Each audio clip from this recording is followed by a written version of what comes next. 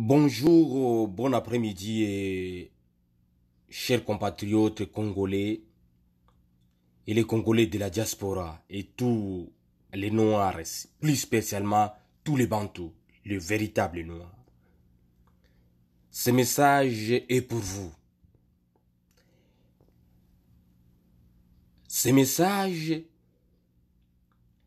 a pour objectif de de donner des éclairages sur les identités nouvelles.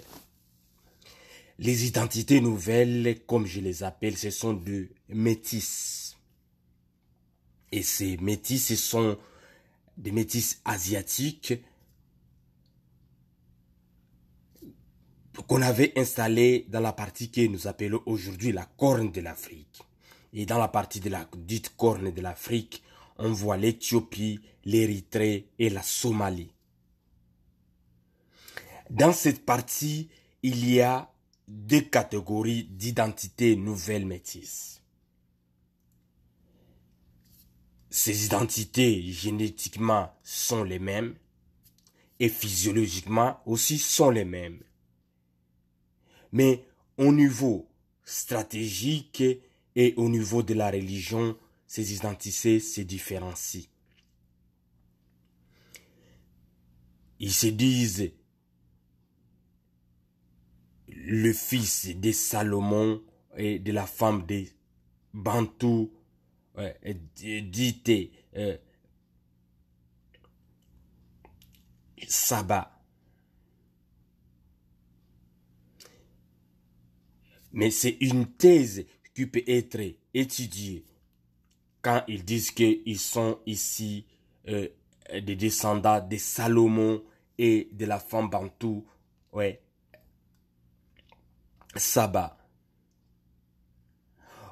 C'est une réalité dans la mesure où Salomon était un criminel violeur, cruel, qui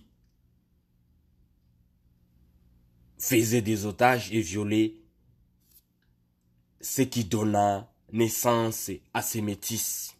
Ces métis qui ont été mélangés avec d'autres métis d'Asie, raison pour laquelle ces métis d'Éthiopie ressemblent phénotypiquement au niveau du faciès avec les Asiatiques d'aujourd'hui.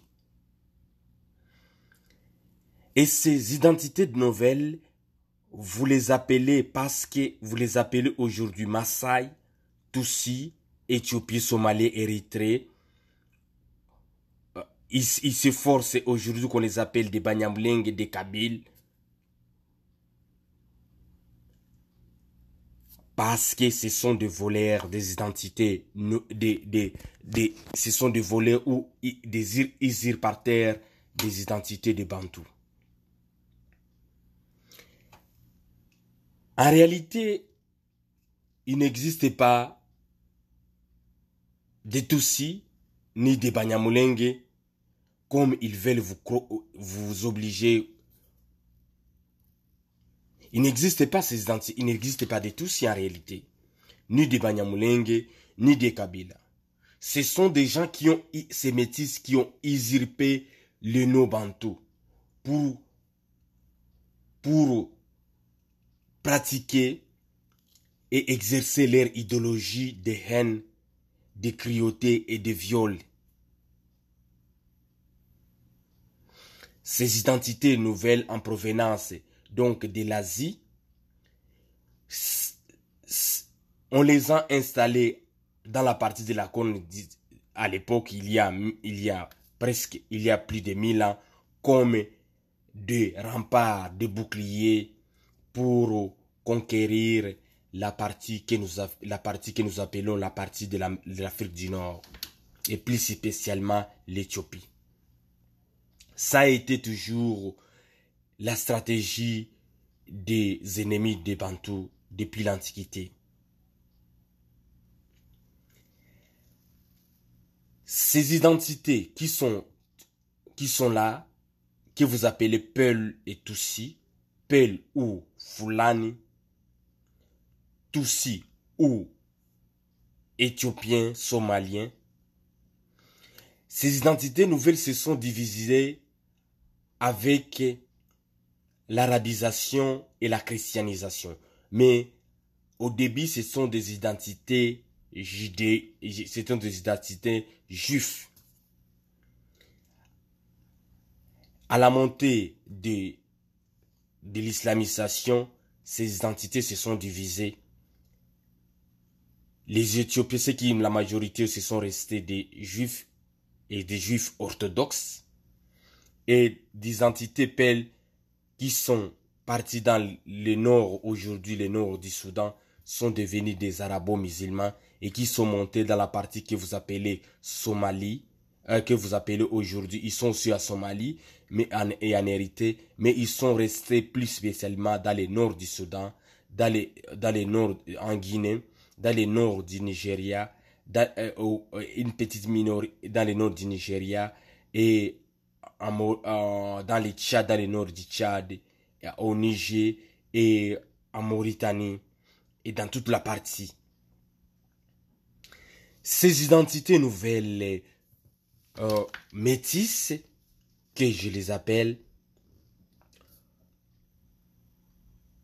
sont descendus. Le peuple sont partis dans le nord et dans le nord de l'Afrique et depuis il y en a des Bantous et dans l'ouest du continent noir. Contrairement aux Éthiopiens sont restés là en majorité.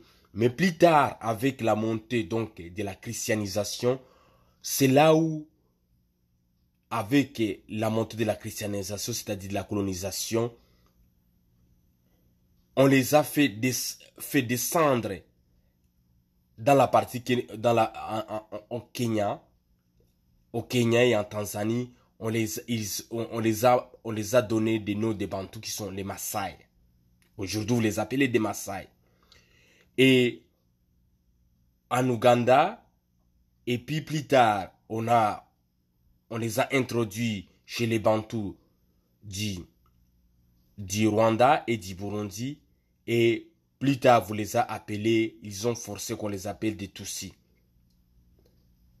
Et aujourd'hui encore, ils forcent, comme ils ont commis des crimes et des génocides et des viols au Congo, ils forcent qu'on les appelle des Banyamulenge, alors que Mulenge, c'est le nom d'une montagne au Congo, dans l'est du Congo,